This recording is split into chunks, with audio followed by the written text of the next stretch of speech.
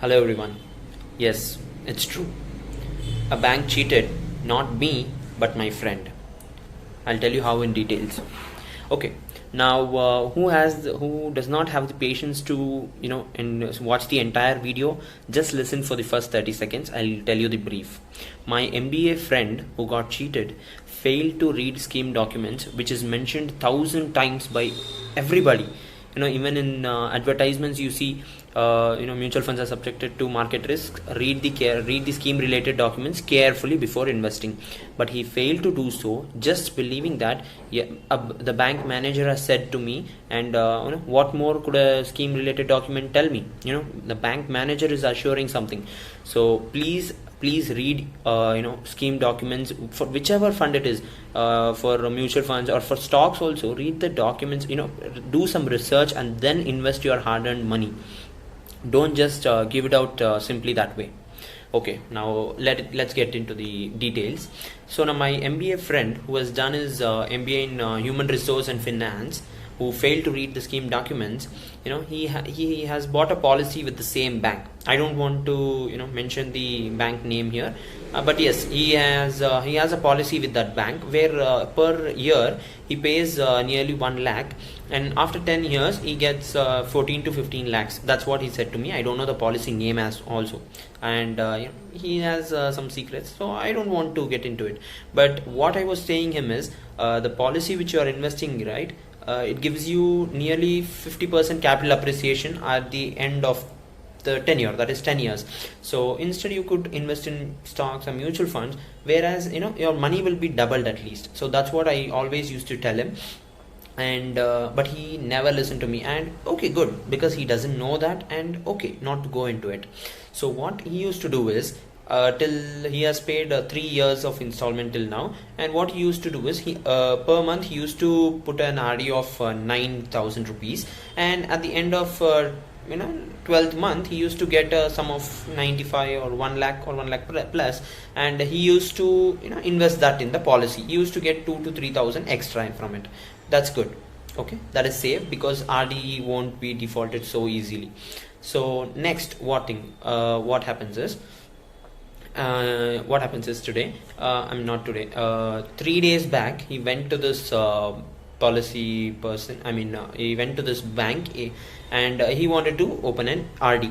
He could have done it back home through an app itself, but he did not prefer to do it. I don't know why. He went to the bank agent. Probably he wanted to give me content from my YouTube video, and this happens. And he went there, and yes, asking for the agent asked the agent to open an RD.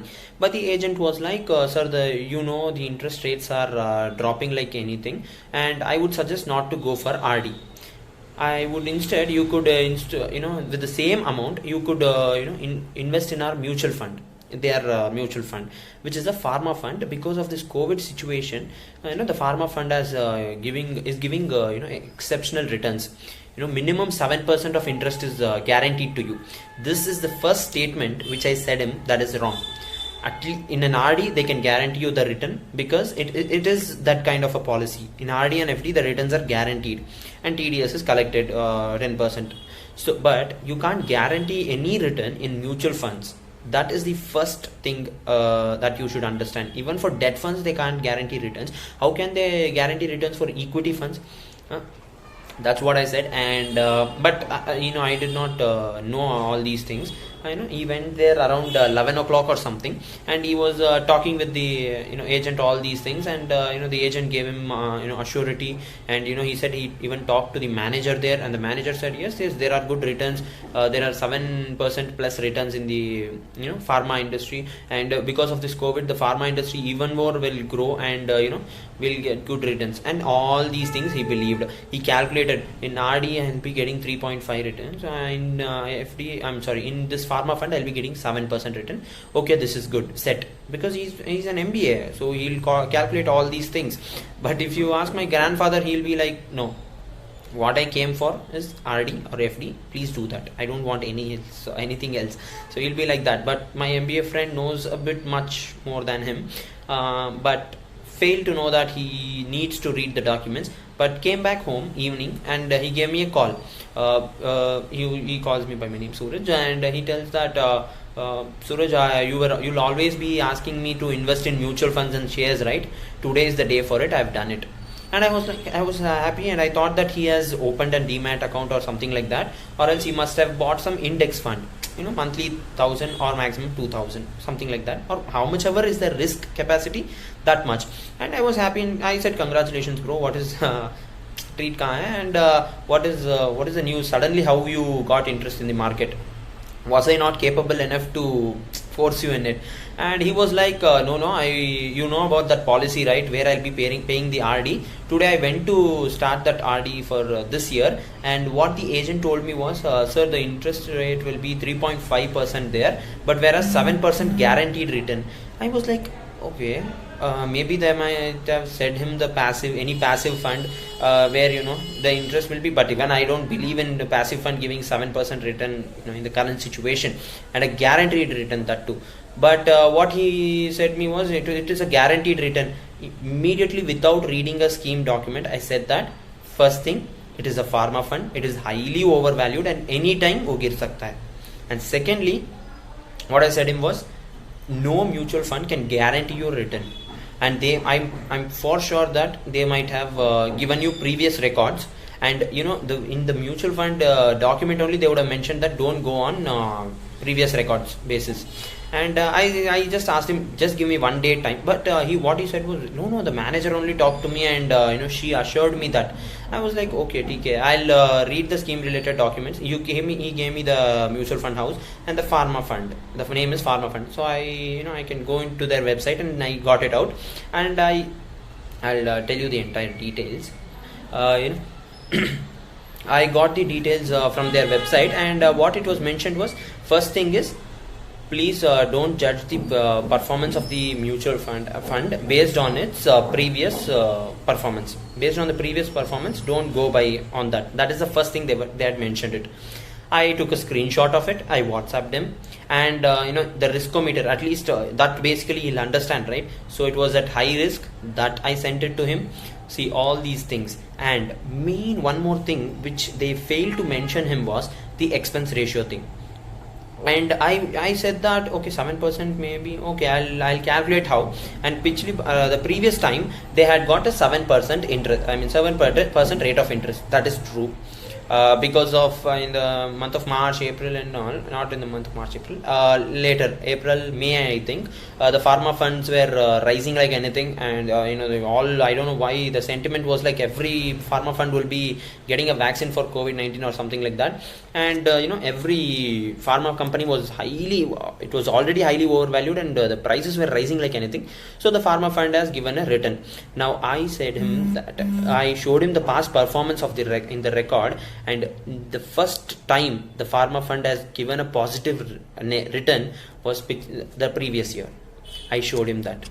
He got a jerk there. He was tensed again. So this happens to retail investors. They see a small slight red thing, immediately they get tensed. So I said that, cool, we can take care of it. It's not like you have lost lakhs together. Nothing is going to go out of your hand. Still you have your fund with you. We can sell it. Wait. And I asked him how the 7% return was guaranteed to you, and he was like, I don't know that and all. The bank manager only told me that 7% will be your return for sure. And I said, he asked me to come to the bank the next day, and I was like, I'm very busy, please go to the bank and just call me from there, so that I'll speak with them over call. And he did the same, and he gave the phone to her, the agent, I think. I spoke with her, ma'am, why have you guaranteed the return of 7%? She was like, yes sir, the previous year we got the same return, so even this year we'll be getting the same return. She was repeatedly saying that we have this COVID problem, pharma industries will not lose their value, I was like, ma'am, wait, but the scheme document itself says there is no minimum guaranteed return here, and how can you mention that? And she was like, sir, I did not mean it that way, I meant it this way. And she was manipulating, I got to know, and I was even more worried with the fact that, okay, we'll keep the rate of interest as 7%, but where did you leave the expense ratio? The rate of interest is 7, minus 1.8 is the expense ratio for that fund, deduct 1.8, it is nearly 5.1. The RD will be giving you 4.5, I guess, or 4.3 or something like that. Just for 1% extra return, you want your exposure from RD to equity? That's stupid. That's the stupidest thing I've ever heard. And and she was like, sir, for every fund there is expense ratio. I don't know why I got so much anger, I was so much frustrated by her statement regarding this. Every fund has an expense ratio, don't you know? That was her meaning. And I busted out. I did not shout at her, but I said that, ma'am, do you think I don't know anything and I'm just talking to you over phone? This is the exact statement. Don't think I'm boasting about myself, but I get anger. I get so much frustrated when people they don't know anything about it. Frankly speaking, agents won't know that much about mutual funds. Their target is to sell that. That's it. And she failed to mention the expense ratio thing with my friend, and she is covering up by saying that, don't you know that every mutual fund has expense ratio? That was a statement. I was like, ma'am, the person standing opposite to you does not even know how to, that he should read the document before investing it in it, and you're talking about expense ratio and all. That person doesn't know the meaning of expense ratio as well. So I was the one who told him that. Now I know everything, and she might have got angry. I didn't care really, because they were cheating on retail small investors. Because what happens is, basically, if this is a saving, like for example, per month I save 5,000 rupees, I'm investing in that fund. TK, if it goes into loss as well, 7,000 this year, next year maybe they might cope it up, or whatever happens, we'll have time. But here what he's doing is he's saving that money for another policy to invest in. So what happens if there is a loss of 10,000 or 15,000 in the next 1 year? He has to pay it again from his own hand. And I know personally he's struggling a lot, and that 15,000 will matter a lot for him. So I immediately asked him to get out of it. They will tell that you'll have exit load, wait for 1 month, this. Don't wait at all. Immediately get out of that fund, and don't go into mutual funds with the amount which you have to pay it for something else. Go with mutual funds or share market or any other investment with your excess fund. This was my only statement, and he listened to me, and he withdrew it, and he said that an amount of 200 or 250 something was deducted as an exit load. TK, I said him that Joe, it was the amount which you have lost, it is less. Let it go. Never again invest in mutual funds saying that I'll get 3% more than RD, because the safety which you get in RD you won't get in even in debt funds nowadays. I'm scared to invest in debt funds as well nowadays.